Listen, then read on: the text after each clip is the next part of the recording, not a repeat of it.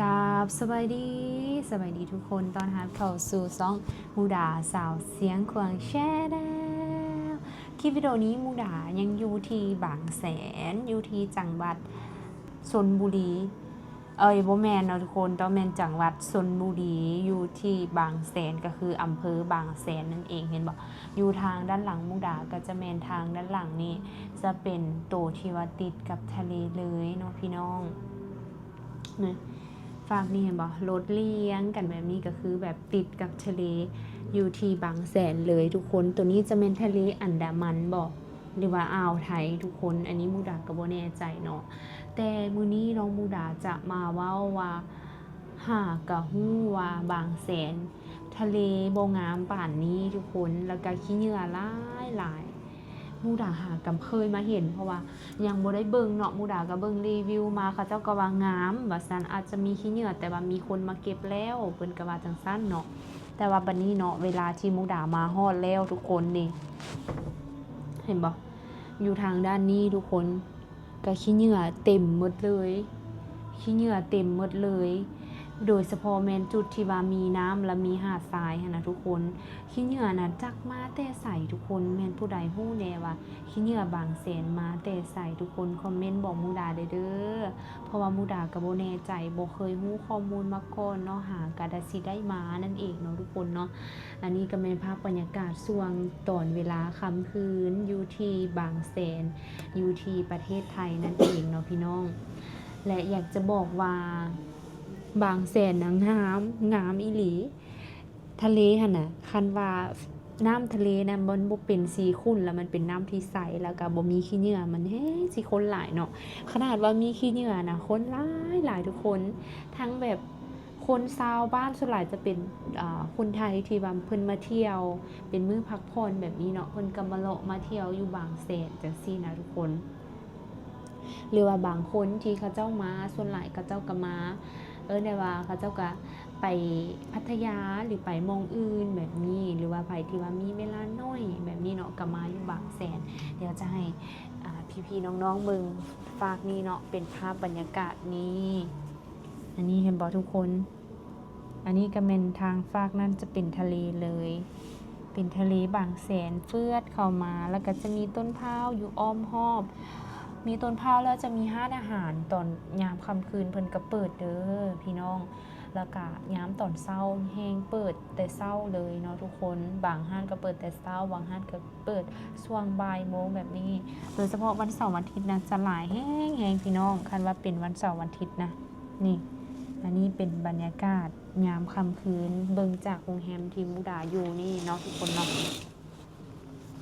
เพราะว่ามุดาอยู่ที่โรงแรมใกล้กับหาดเลยใกล้กับหาดเลยนั่นเองนะพี่น้องแล้วก็แบบก็ประทับใจหลายที่แบบได้มาบางแสนนะทุกคนเพราะว่าได้ยินแต่ชื่อว่าบางแสนนะมุดากะหาก็เคยได้มาเป็นครั้งแรกเป็นครั้งทำอิฐแล้วก็ตั้งใจที่จะมาเล่นน้ำเนาะเล่นน้ำทะเลนะทุกคนแต่ว่ามาฮอดแล้วบางแสนพัดน้ำบ่งามปานใดแล้วก็มีขี้เหยื่อที่ว่ามันไหลมาแต่ว่ามุดาบ่ฮู้ว่ามันไหลมาจากไสแต่ชาวบ้านนะหรือว่าคนที่ว่าเขาเจ้ามาลิ่นปกติแล้วนะเขาเจ้าก็มาลิ่นเป็นปกติเลยได้พี่น้องบ่ได้แบบว่ามีขี้เหงื่อหรืออีหยังนะถือว่าเป็นเรื่องปกติของเขาเจ้าแล้วมุดาแบบหากมาแน่เนาะก็เลยเข้ามาแล้วก็อาหารมุดาก็กินอาหารอยู่ที่บางแสนอยู่บนห้านอาหารเพิ่นเนาะที่ว่าเพิ่นขายนะแต่ละห้านน่ะจะคือกันหมดเลยทุกคนห้าน1 5 2 5 3เลี้ยงกันตั้งแต่ต้นทางจนฮอดปลายทางนะคือกันอ้อยต้อยเบิดเลยทุกคนมุดาจนงงว่าแต่เฮาสิบ่หลงห้านว่ะพอมุดาเนาะไปนั่งอยู่ห้านนึงแล้วตั้งก็คือกันโต๊ะก็คือกันนะถือว่าแบบเพิ่นเฮ็ดให้คือกันเลยบ่ต้องได้เลือกห้านทุกคนกินห้านใดก็แซ่บหมดโดยเฉพาะแม่นอาหารทะเลที่ชาวบ้านเพิ่นเฮ็ดเนาะต้มยำทะเลนี่แล้วก็ต่ำทะเลเว้ามาน้ำลายไหลทุกคนอาหารเพิ่นจะสดสั่งต่ำทะเลมาคือแซ่บแฮงเนาะทุกคนเพิ่นใส่ปูปลาร้านำนะทุกคนบรรยากาศบางแสนก็เป็นแบบคนหลายทุกคนแบบค คนหลายแห้งๆนะอยู่บางแสนนะ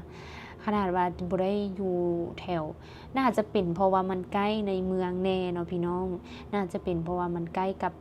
กรุงเทพขี่รถมานิดนึงก็ฮอดแบบนี้นะมันก็เลยมาแล้วก็ฮอดเลยนี่อันนี้เป็นแบบจุดพิเศษของบางแสนแล้วเพิ่นนะบางแสนเพิ่นก็จะขายปลาหมึกขายอย่างเนาะแล้วเพิ่นก็จะมีขนมแบบพื้นบ้านของเพิ่นเองแบบนี้ก็มีคือกันเนาะทุกคนเนาะอยู่บางแสนให้สิ่งหนึ่งที่แบบดีใจก็คือ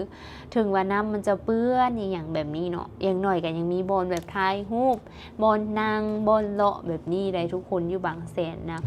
และมวนกันอีหลีเนาะเพิ่นจะขายเครื่องแบบมายุกจุกจิกอยู่แคมทางน้ำอีกเด้อพี่น้องแบบดีใจแฮงที่ได้มาบางแสนเนาะทุกคนเนาะ อยู่จังหวัดชลบุรีนั่นเอง จังหวัดชลบุรีก็ติดกับกรุงเทพนั่นเองเนาะพี่น้อง